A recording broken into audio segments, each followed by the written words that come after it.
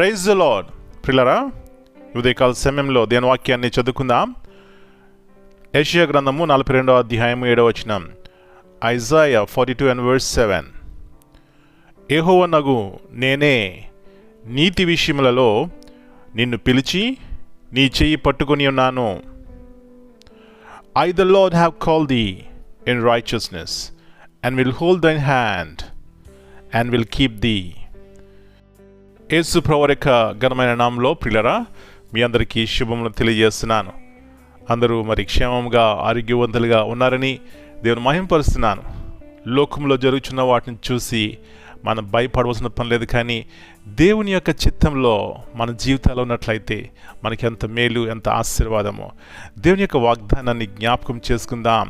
యెహోవానగు నేనే నీతి విషయములలో నిన్ను పిలిచి నీ చెయ్యి పట్టుకుని ఉన్నాను. పిల్లరా, చెయ్యి పట్టుకున్నది ఎవరు అని చూస్తే సర్వలోకమును సృష్టించినటువంటి సృష్టికర్త, సర్వమును ఏలుచున్నటువంటి వాడు, పరిశుద్ధమైన దేవుడు. అలాంటి వాడు మన చేయి పట్టుకుంటే మనకి ఎంత ఆశీర్వాదం, ఎంత దీవెన, ఎంత నెమ్మది. కాబట్టి ప్రియులారా, చేయి పట్టుకున్నవాడు ఎవరో అని గుర్తించినట్లయితే మనం ఏమాత్రం నిరాశ నిస్పృహలోకి వెళ్ళం, కానీ నిరీక్షణ కలిగి జీవిస్తాం. చూడండి, చిన్నపిల్లలు తమ తండ్రి యొక్క చేయి పట్టుకున్నప్పుడు ధైర్యముగా ఉంటారు.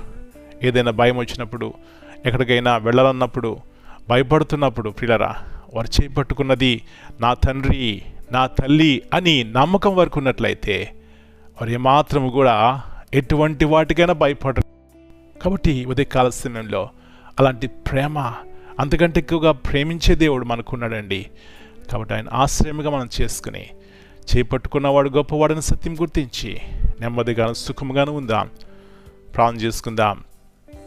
ప్రియా పరలోకపు తండ్రి, పరిశుద్ధమైన దేవా, ఉదయకాల సమయంలో మరొకసారి మీ సన్నిధికి వచ్చి మీ మాటలు వినే కృప మీరు మాకు ఇచ్చినారు.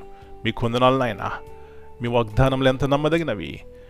నీతి విషయంలో మీరు మా చెయ్యి పట్టుకునే దేవుడై ఉన్నారు.